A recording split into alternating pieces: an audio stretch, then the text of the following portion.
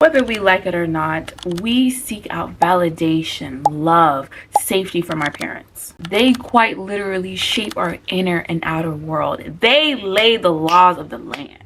And when we don't have a good relationship with our parents, or our parents don't have a good relationship with each other, that can affect our romantic relationships and our platonic relationships, which can be detrimental. Hello, welcome to my channel. 100 is Kaja. We are on day 50 of building our personal constitution. Yay!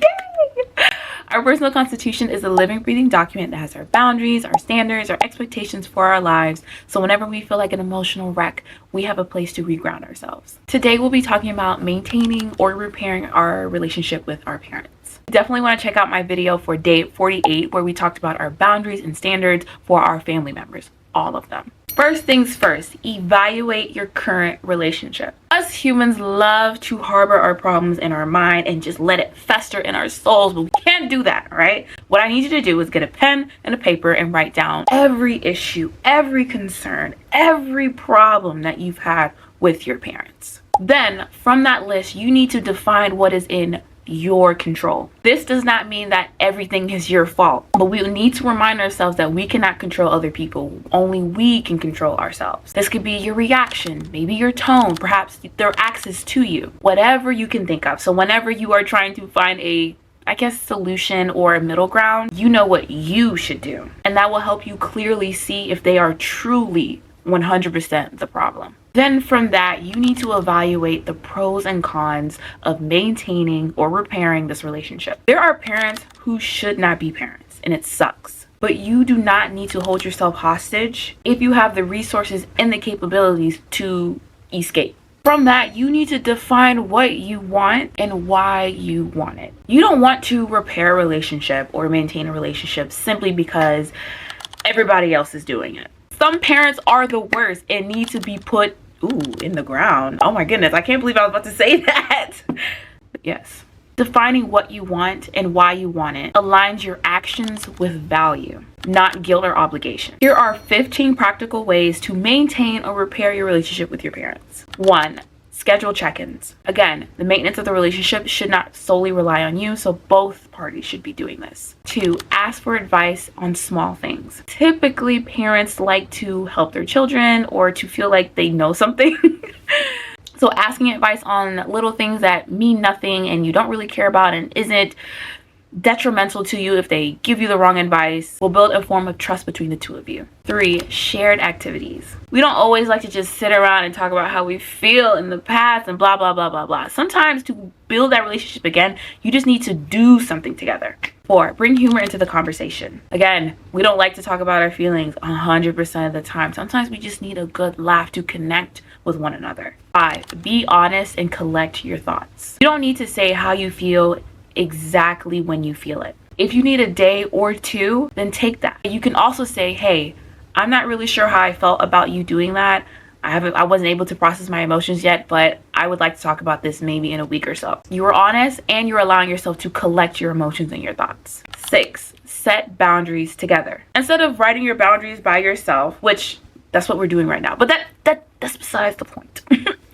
But when you are setting boundaries specifically with, let's say, your mom, right? Instead of writing it by yourself and saying, these are the rules you need to follow. They're not rules she needs to follow. They're rules you need to follow.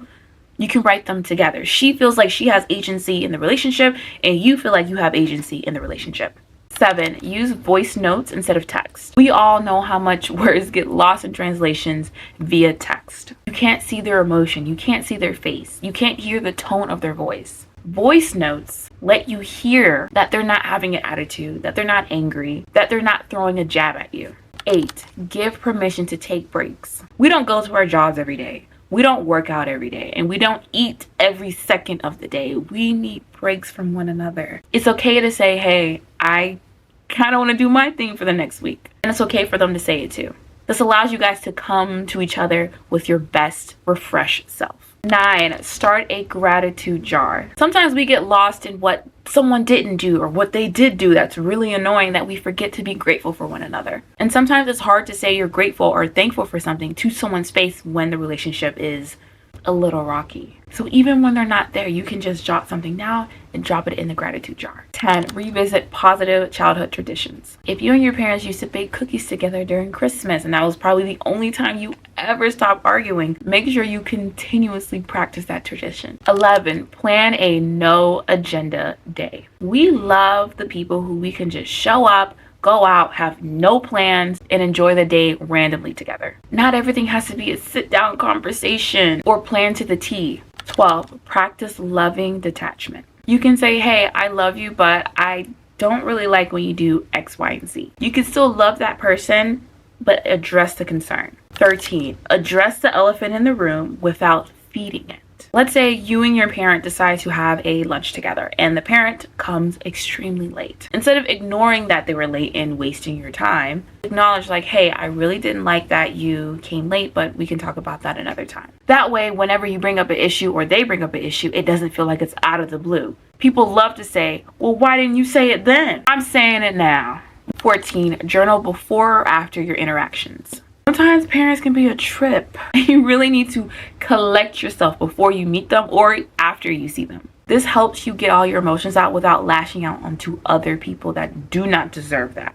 And lastly, number 15, volunteer together. We love to act like we are the center of the universe, and we are not. Volunteering together allows the both of you to decenter your problems and to decenter your relationship. There's so many other problems in the world, and sometimes putting others first is what you need.